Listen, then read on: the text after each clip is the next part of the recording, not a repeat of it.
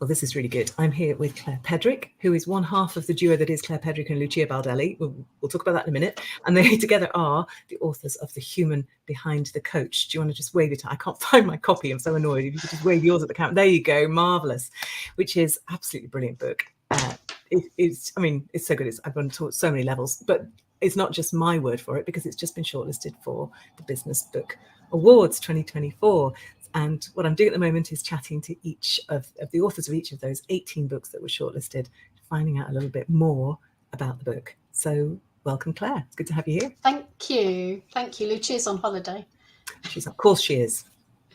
So as we all should be, but never mind. But Claire, you're going to have to speak for both of you. Why did you write this book? Well, we didn't. We actually wrote a different book. And the different book was about what do you need to do to get even better in coaching, to kind of go up credentials. And halfway through, we realised that wasn't the book we wanted to write, nor the book that needed to be written. And we realised that becoming a better coach, or actually a better leader or a better anything, is about being more human and being able to show up more. So we didn't plan to write it at all. But hey...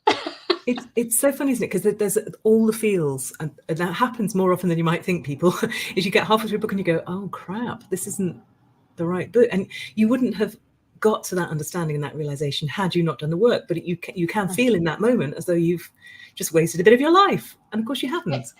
And because of the way you are as a publisher, Alison, you were quite happy to take the new book without going, but you said you were going to write the other book. So, that was amazing. And the thing that's most extraordinary about it is that actually now, here in 2024, a book needs to be written about what distinguishes the human coach from the AI coach, because that conversation is really running. And we'd started writing it before we knew it was needed. Yeah, very prescient. Which is amazing. Yeah, absolutely. And there's probably a whole series of books, actually, the human behind the accountants, all the things that we're going to more and more delegate to artificial intelligence. Yeah. Why does it matter, this book, Claire? Why is it important? I think it's really important because I think that most people who are trained as coaches lose themselves somewhere in the process, particularly earlier on. And you get so caught up in what I need to do and how I need to be, the things that questions we I need to ask. Yes, the what we need to do, that we underplay. How do I need to be? So my biggest learning after the book came out was that you can't really teach it, because actually these are things that we only get by experience. Yeah. So how do you learn to be vulnerable? You learn to be vulnerable by being vulnerable. How do you learn to have courage? You learn to have courage by having courage. So our growth and the work that we do as human beings in our ordinary everyday life, not just in our professional capacity, are the things that make us better humans. And when we're better humans, we're better coaches.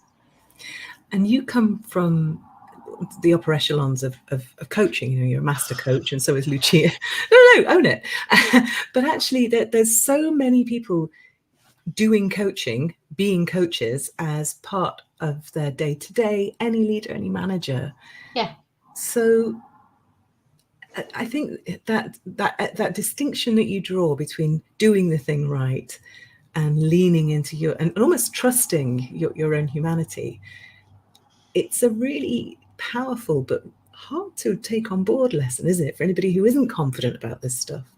It's really hard to do.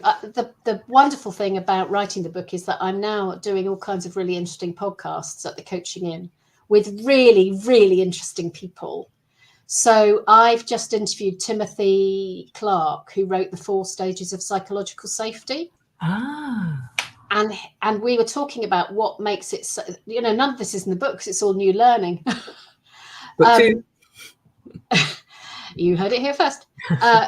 So there's something there that he says about we have first mover obligation to be vulnerable in a conversation in order that the person that we're talking to, who needs to be vulnerable in order for this to work, feels it's safe enough to do that. And actually, when I watch coaching sessions and when I talk to coaches, and I know this is also true for Lucia, you see that people aren't doing that. Yeah. They're not making the first vulnerable move. And therefore, trust and connection is really difficult, because we cannot be in an industry where it looks as though, well, I'm very sorted. You know, you just described that I'm in the upper echelons of coaching. Thank you very much. You're welcome. But actually, if you think I'm sorted, why would you want to come to me and talk to me and tell me you're not sorted? Because I'm not sorted. None of us are. So trying to be human about it is a really important thing. It's terrifying though, isn't it? Because you feel that you should have the answers. It's like being a leader. You feel you should, if you're a coach, be together. And also, I think probably as a coach, and particularly as a new coach, feel you should keep yourself out of it. It's not about you, it's about them. Yeah. So it can feel counterintuitive to bring yourself, your whole self, into that conversation. And that's the dilemma, isn't it? How do I bring my whole self and keep myself out of it?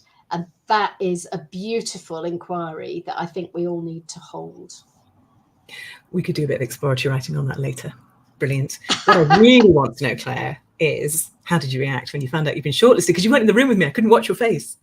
I know. So there was something really good on the telly. I can't remember what it was, but there was something really good on the telly. So I've got it on YouTube, and I'm going, oh. And I'm going, did they say it? So I'm rewinding it and playing it again. Did they really say that? And then because you had so many books shortlisted, Alison, you left ours off the list. No, it's fine. So then I saw your post and you didn't include our book, and I'm thinking, did I dream it? Did it really happen? Because I want multi-streaming.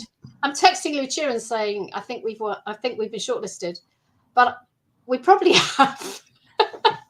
It was such a lesson to me, because I had a few lemonades with a few authors after that. I came back to my Airbnb, I was totally buzzing, and I was like, I can't possibly go to sleep. It was quite late.